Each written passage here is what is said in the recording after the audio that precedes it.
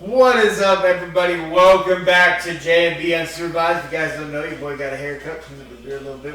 We looking a little younger over here. Where? Man, We're running though. No hat today, ladies and gentlemen. Looks like he's running. First and foremost, thoughts and prayers go out to the Chicago Bears. The Chicago Bears owner Virginia, she passed away at 102 years old. She's owned the team since 1983. I don't want to live to be 102. I just want to put that out there for everybody. I didn't know the Bears owner was that old. I saw that. I was like, damn. She did pass away, so thoughts and prayers go out to the Chicago Bears organization and their tough time. But the Super Bowl is right around the corner, Brandon. We are here. You see Brandon's repping the Chiefs. I'm repping our Lakers because we're going to get there a little bit later. OKC, baby. But so the Super Bowl is right around the corner, and last week we told you guys that we were going to break this down. We were going to go over a lot of stuff. Now, for the people that don't know, in case you have not been paying attention, Kansas City Chiefs 15-2, really 15-1, because the last game we did not play our starters in that game, and the Eagles are 14-3. They had in totality, playoffs included, 17-2 for the Chiefs. Get it? Asterisk on the Broncos game, do what you will, but it's still a loss. And then the Eagles are 17-3 in totality. I want to start with the Philadelphia Eagles and their path to the Super Bowl. So, Game 1, they went up against the Green Bay Packers. And, again, really wasn't a contest. 22-10. 22-10. Really wasn't a contest. Packers didn't show up. Turnovers. Eagles were able to get that done. They moved on. They played the Los Angeles Rams. Now, the Rams had them on the ropes, and I think a lot of people would agree. Maybe not Eagles fans, but the Rams had them.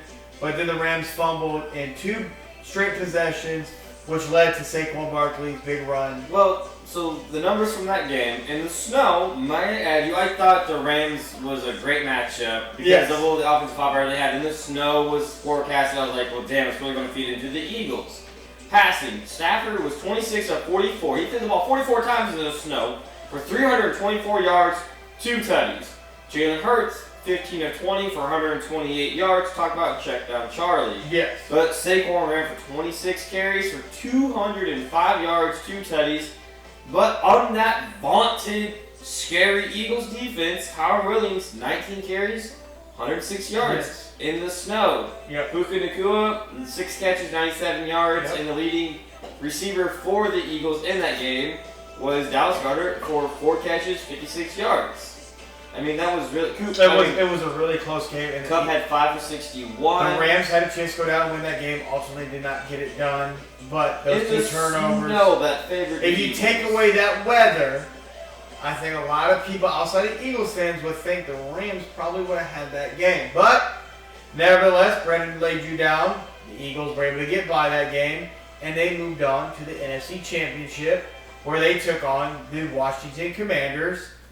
A very young team led by a very scary quarterback that we think can be a very scary quarterback. Now, again, he was a rookie, and Jalen Daniels had a phenomenal rookie season, might I add. He broke a lot of records, was able to get them all the way to the NFC Championship game, but ultimately it came down to experience and, the Commanders, a lot of bad turnovers. I feel like everybody showed up for the Commanders. I feel like nobody showed up but him. He didn't flinch in that moment, in my opinion. He didn't look rattled. He looked composed. 29 of 48 for 255 yards, tutty, and a pick against, again, that vaunted, scary Eagles defense. He had a pick, only had 1 interception as a rookie against the Eagles. So, speaking of Jalen Daniels, he finished his season with 4,135 passing yards, 29 touchdowns, 10 interceptions, a 69 completion rate, 978 rushing yards, 6 rushing touchdowns, first playoff berth since 2020, first playoff win since 2006, and first NFC Championship game since 1991. That's what the Commanders were able to accomplish. Again, they ran up against the Philadelphia Eagles, who were very fortunate they ran up against a young team that was just, like you said, Not everybody showed up to play that game. Not everybody was prepared for that game. I don't know if you can even say a young team. I mean, it's a mix. A mixture of like some young guys, some very wily veterans. But these are some guys that have never been this deep, ever been this far. In their collegiate careers or even as pros, they've never been that far in such a big game, and it showed. Like, yeah, they had I think it was like 4 turnovers, and the Eagles capitalized on it. Yeah. Sure, and it's just so funny to me that it was a divisional game. They split in the regular season, but then everybody just drools over Jalen Hurts going 20 of 28 for 246 yards and a tutty.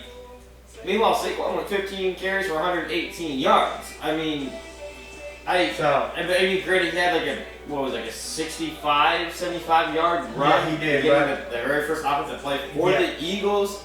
So again, clearly the Commanders hellishly overachieved. Yeah. Should never have been there, but take away those turnovers, and it's a different ballgame. 23-55, take away the 21 points they got on turnovers, granted they got them. So that led the Eagles. They are now in the Super Bowl. Now let's move over to our Kansas City Chiefs. Now we had a first round bye. So our first team that we played was the Houston Texans and C.J. Stroud. And them boys. Now, before we get too deep into it, with Jalen Daniels, this is a great comparison of a C.J. Stroud. C.J. Stroud and the Texans completely, hellaciously overachieved his rookie year, and now we have the same deal with Jalen Daniels to see if he can avoid that sophomore slump. Yes, absolutely. But so moving on to the Kansas City Texans. Yes, like I said, we had a first round bye because we were the number 1 seed in the AFC. So we had to wait. We got the Houston Texans. Now again, Houston, not using it as an excuse or approach. They were missing Stephon Diggs and they were missing Tank Dell.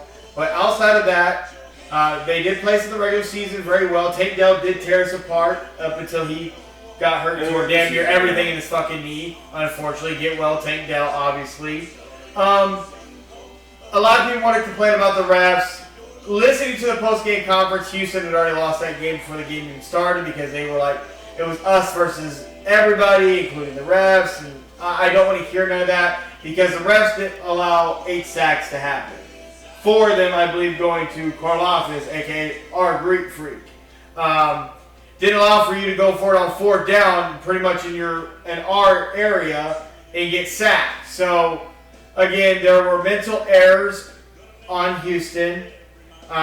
Houston ended up firing their offensive coordinator after that game. Basically, that probably was the ref's fault. If you ask Houston, it was the ref's fault. But nevertheless, our Kansas City Chiefs got past the Houston Texans. Granted, Houston only put up 12 points in our tally. They got 14 because we did get a safety, covered the spread there a little bit there for everybody out there that likes to bet. Yeah, they did. So he covered the spread. Kansas City did move on. But to recap the game. Go ahead, go for it. Eagles. So recap the Chiefs, the Texans. C.J. Stroud was 19 of 28 for 245 yards. Meanwhile, Mahomes was an easily 16 of 25 for 177 yards and a tutty. Joe Mixon had 18 carries for 88 yards and a tutty, but you would ask everybody, he ran all over us. Yep. Kareem Hunt, 8 carries for 44 yards and a tutty, which is a little bit of alarming. But Nico Collins, the stud, 5 catches, 81 yards. But Travis, 7 catches, 117 yards and a tutty. And like you said, the rest left Travis open in the end. Oh yeah, left him wide open, and they allowed Mahomes to Superman throw the touchdown pass to him. You're right. Again, the big controversy that we've talked about already were the 2 penalties. The first one, Will Anderson. And listen, they reviewed that in New York. That was reviewed. They stopped. Yes. They reviewed that. So for everybody that is, needs to understand, that came from New York. That wasn't the refs on the field. They stopped the game, reviewed that up in New York. New York said yes. So now the second one, Mahomes running for his life, trying to make a play happen, goes to slide, does get hit in the head, mind you. But did he slide late? Yes. He slid late, absolutely. But was there contact to his head? Yes. Yes. And at that point in time, to where they're trying to light him up? Yes. But did they light each other up as well? Yes. Yes. And did he get nicked? I mean, yeah, probably, maybe. But at the end of the day, it was a flag, and you can't make those mental errors against the Chiefs and then turn around and that's my problem with everybody that talks about the refs.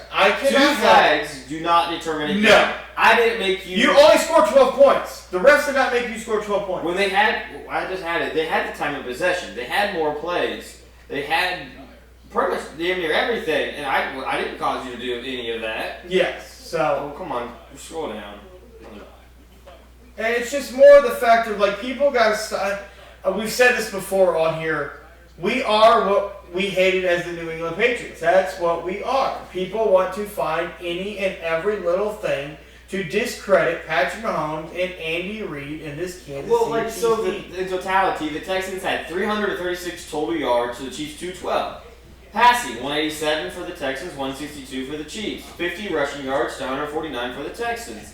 Yards per play, 5.2 for the Texans, 4.2 for the Chiefs. First downs, 18 for them, 14 for us. Third down efficiency, they were 10 of 17. You can't act like they weren't moving up and down, but the UNU allowed 8 sacks. There was 2 punts for each. Yes. But no turnovers. They won the possession, 33 minutes to 26 minutes.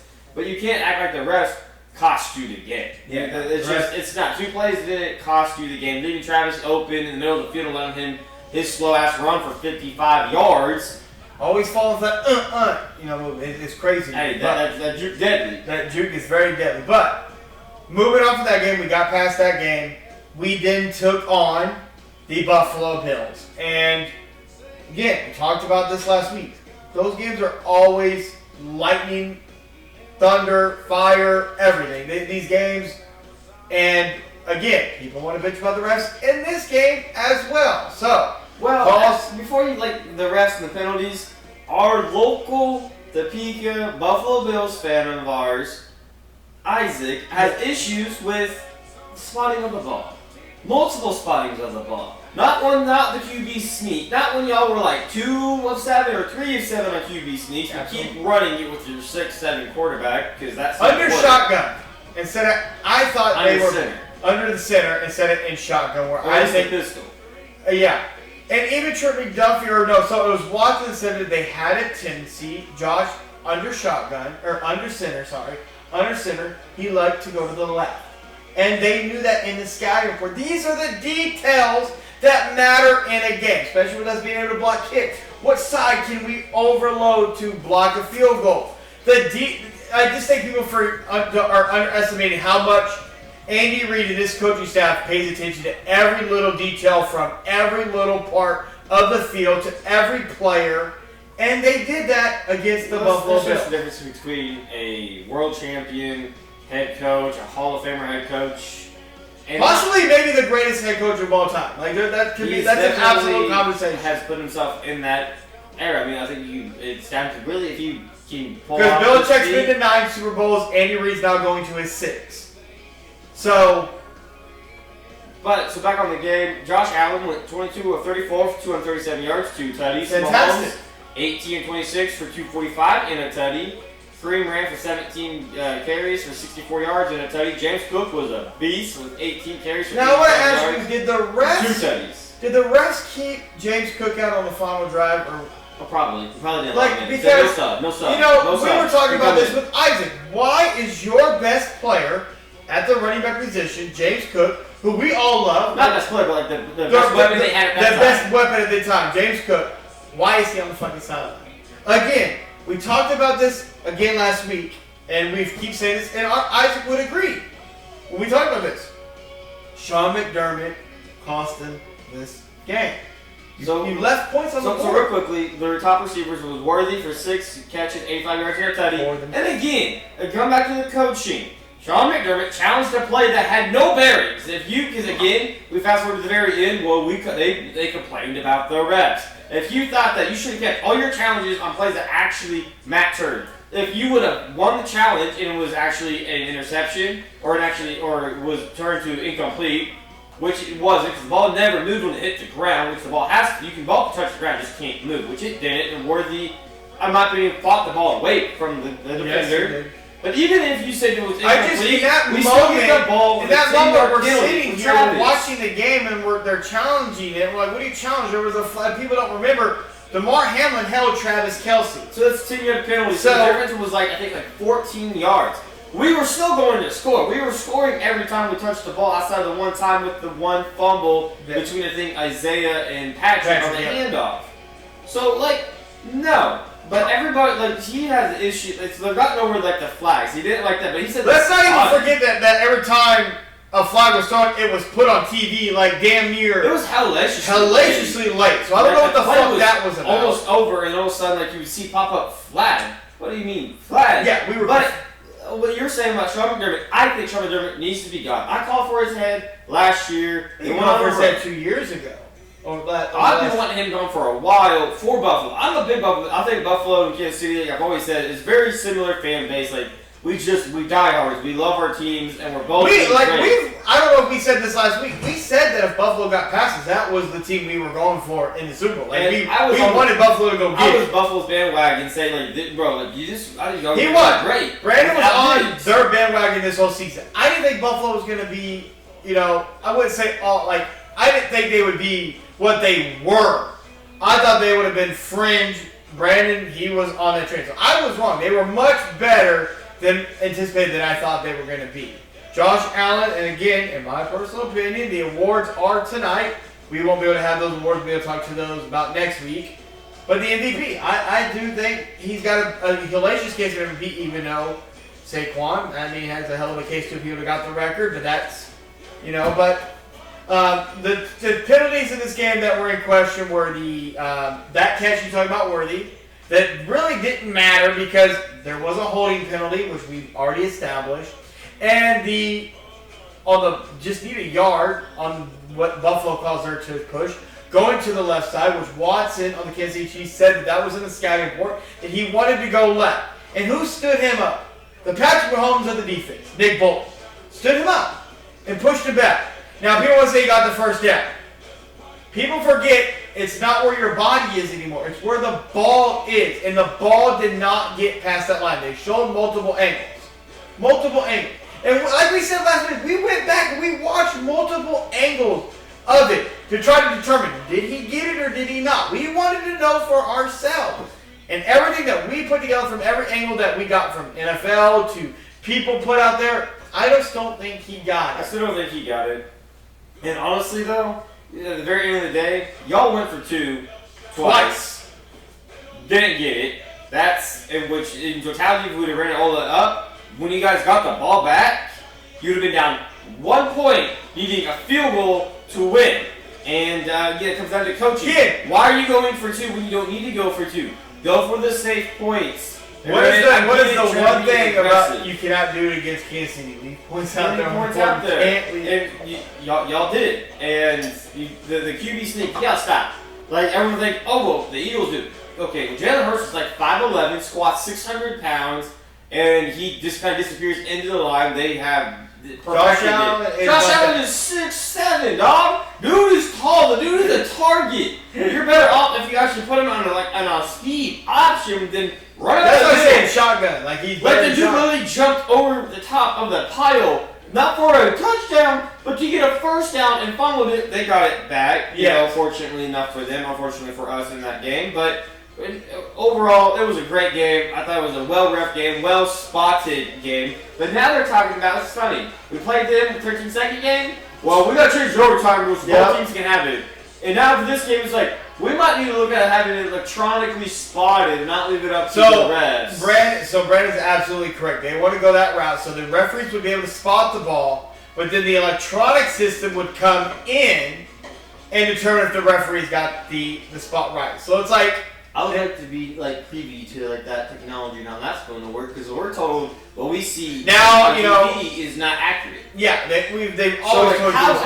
What technology are you putting in this ball? You put a magnet in the ball. What are you putting in this ball so you can track this thing? Now people are wanting Roger to define players for flopping. I'm really it seemed like every time they're already finding players for people got mad because Travis got a fine for personal penalty because it wasn't flagged.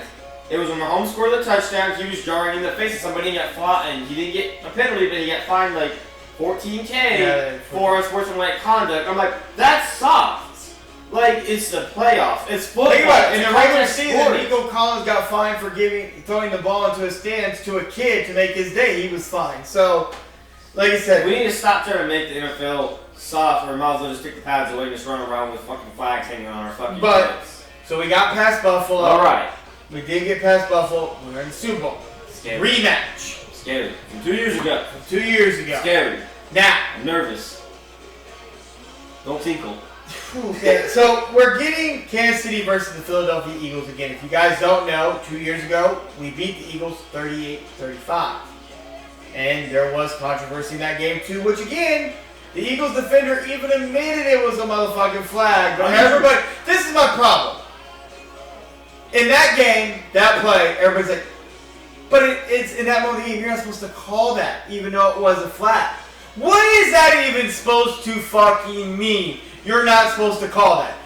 In any sport, basketball, football, I go to, if I'm getting held, I don't care if there's a second, no, it's got to be called. In basketball, if I game online, I'm driving to the rim and I get hit, you got to call that now. There's no difference than when these players in the NBA heave up a last-second shot, no matter if it's in the fourth quarter, second quarter. If I put up a heave and you hit me, that's a foul. You gotta call it, and they do. I can't help it. It was in a crucial moment. Juju made a great. How many times do I have to tell you, Brandon? We've said this out loud to people.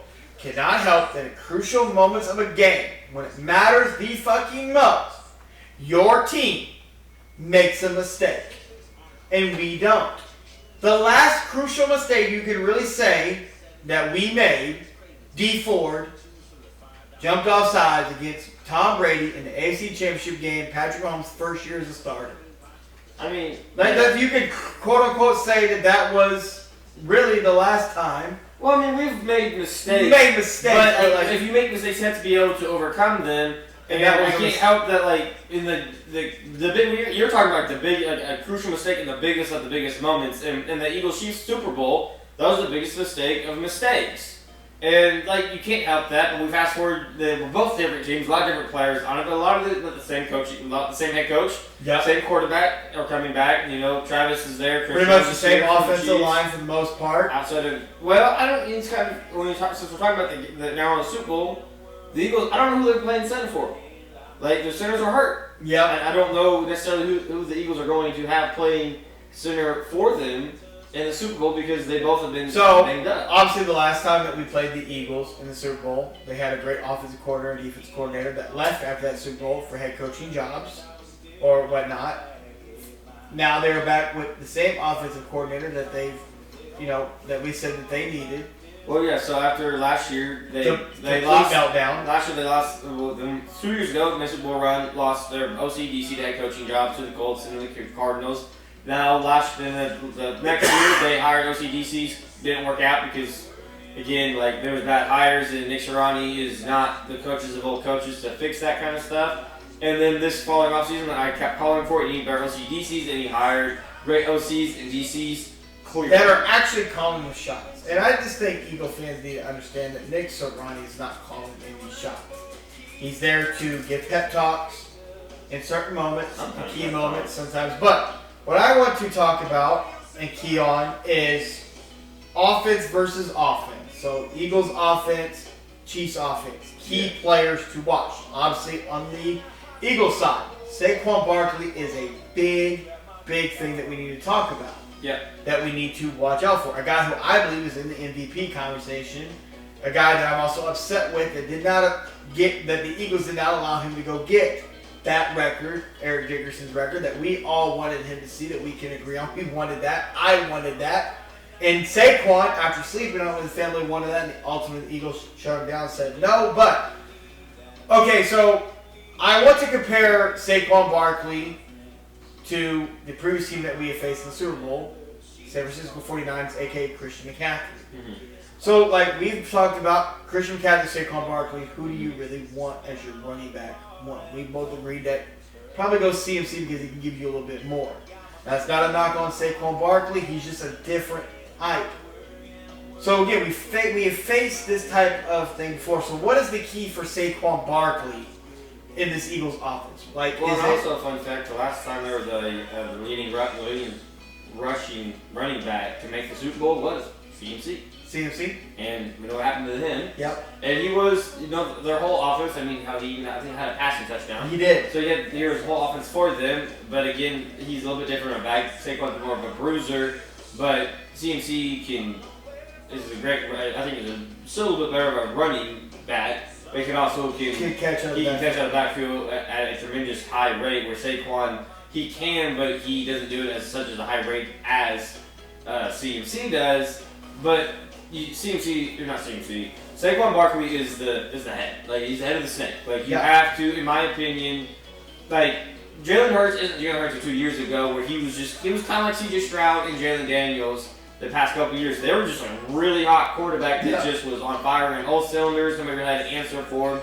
And nobody did. He was the only guy that showed up for them 2 years ago in the Super Bowl. Well, I don't know about that. He just had a phenomenal. I think everybody showed up for that game. In my opinion, I'm not saying you're wrong, but in my opinion, everybody showed up, but he was just phenomenal. You could have made a case where honestly, even Patrick Mahomes after the Super Bowl, he's like, "You guys need to understand what that man did." You could honestly made a case that he could have been the Super Bowl MVP as the losing team. So we obviously know Saquon's ahead of Smith. The other three key players, offensive weapons: Dallas Goedert, their tight end, AJ Brown, and Devontae Smith. Yeah. So those three guys, like, obviously, who's more important for that offense against our Kansas City Chiefs defense? For them offensively. Well, I think AJ Brown gets shut down.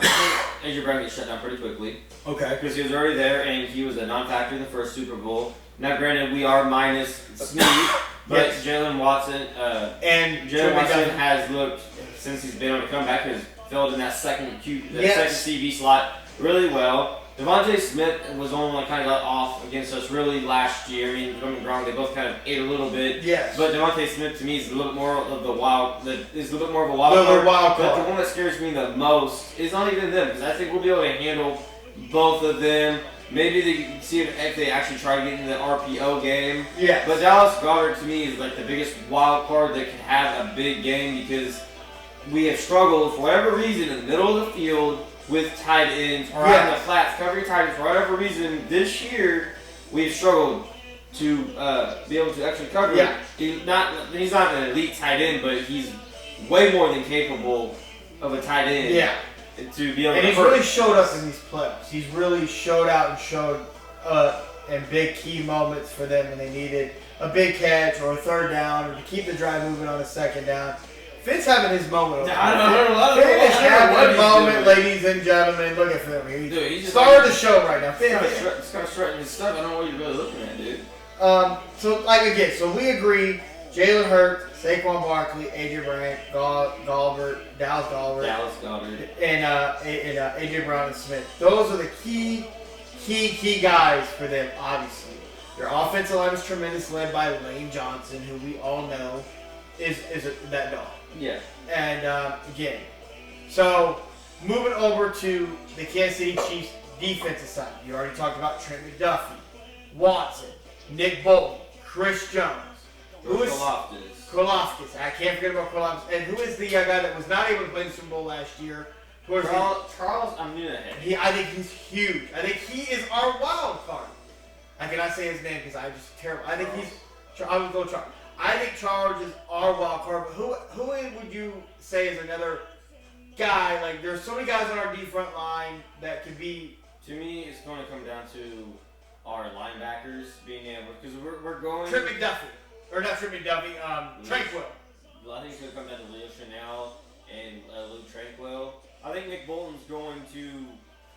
Nick Bolton shelled out. Now, I guess the question I ask you is, the previous time that we played the Eagles, Snead pretty much locked down AJ Brown. He was. I'm not worried about strategy. Do you think Trent McDuffie or do you think we're going to just throw multiple guys at these guys? Or I don't necessarily. It's going to be. Because you know Spags is going to dial up so much. Spags is ready. It's going to be. You're going to have to be funny. You're going to have to throw a lot of different looks. You're going to have to